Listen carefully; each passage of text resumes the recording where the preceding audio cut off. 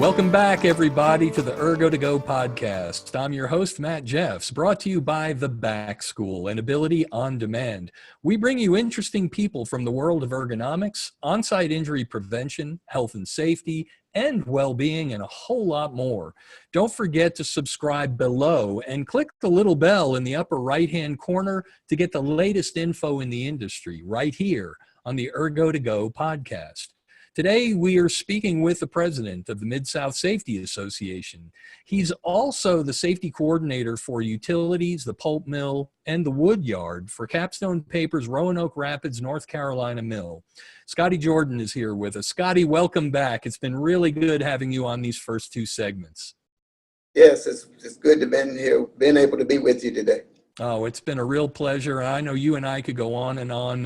There's so much we've talked about in the past. I want to thank you for having me as the keynote speaker to the conference this past August.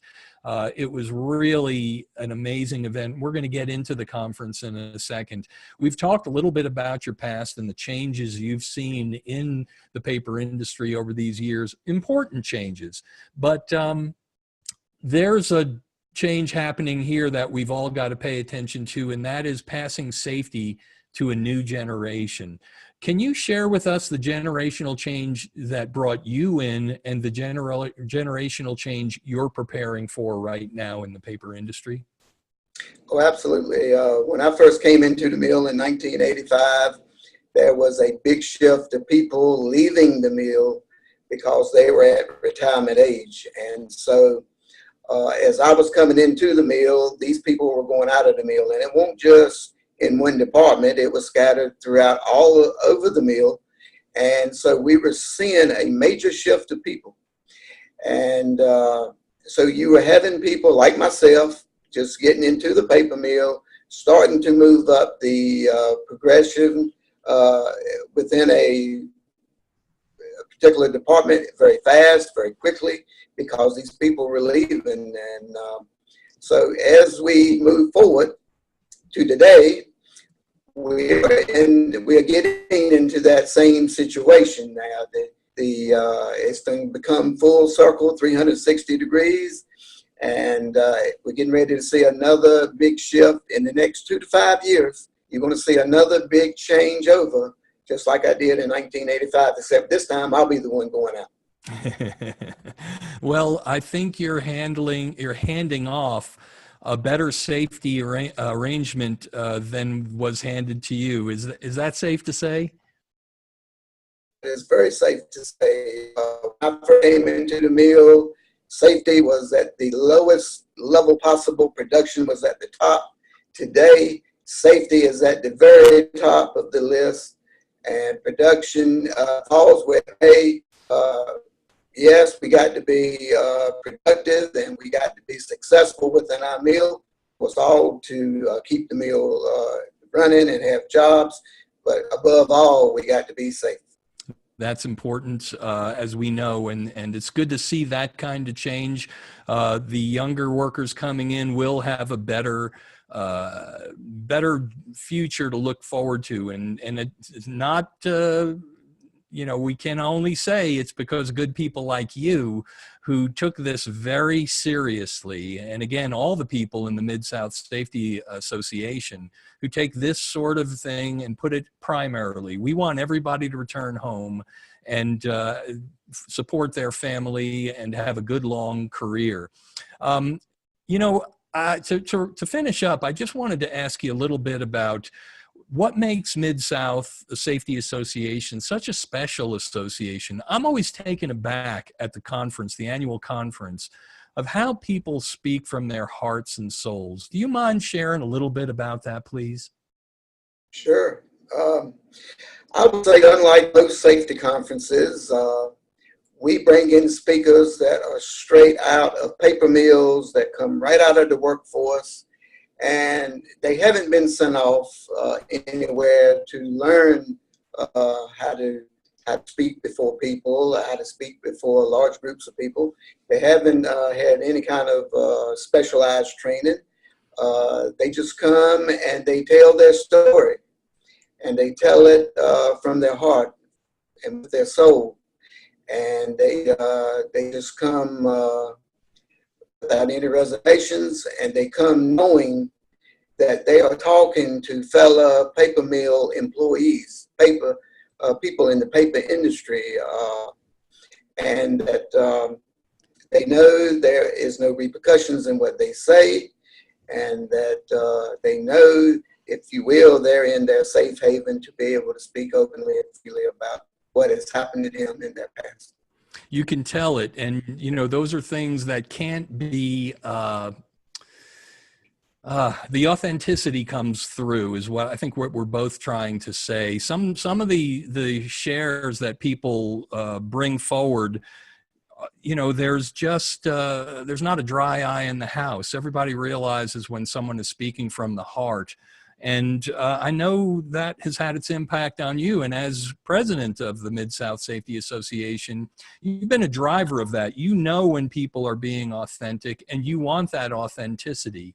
With our few moments remaining, what is the involvement Mid-South meant to your life? What did it bring to your life and to others? You share that?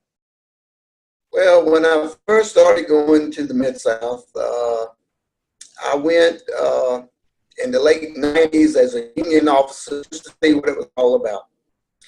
And then in 2004, when I became a safety coordinator, I went to my very first Mid-South as a safety coordinator. And I got to hear some very amazing stories from people. And I got to meet some very amazing executive board members that have gone on and retired. And someone had to pick up where these people were leaving off, because as they were retiring out, I was noticing within the Mid-South, no one seemed to be trying to pick up and keep going what these past members had been doing. And so I just stepped in, man. I have been in a leadership role for 20-some years of my life, starting with serving in my local union to becoming a safety coordinator. And so I just picked it up and I said, we cannot let this die. We cannot let it fade away, because that's what was going to happen to it. Right. And so long about the mid 2000s is when I had to do that. And of course I had it wasn't a decision that Scottie Jordan made on his own. Right. Executive board that was still in place at that time asked me to take it over and to move it forward. And that's what I did. And so, you know, here's where we're at today. We've been able to survive. We had to go through the Great Recession in 2009 when we didn't even have a conference that year, because money-wise, there wasn't no extra money around to have a conference. But ever since 2010, we have had a conference, whether it's been at a mill or whether it's been in a city. Typically, we hold it in Atlanta, Georgia, because that is a very central location to our membership. And so, and we always try to hold it during the June, July, August timeframe. Right. A little bit slower. People get a chance to breathe over the summer a little bit. Sure. It's been a great conference. I've attended it since, it's been, I don't know, 5 or 6 years, something like that. And I do appreciate coming back. I appreciate its authenticity. I walk away from it a different person. I know a lot of us say that. When we walk away from it, we come from the conference realizing we've got brothers in arms, so to speak, and that we're all in this together. So I'm so honored to have spoken at the conference a few times here now, and I want to see it going too. I hope we have the chance to share this with others, these podcasts, so that people realize this is something important to be a part of. Would that be safe to say? Absolutely. We welcome any and all people that would like to become a part of the Mid-South Safety Association.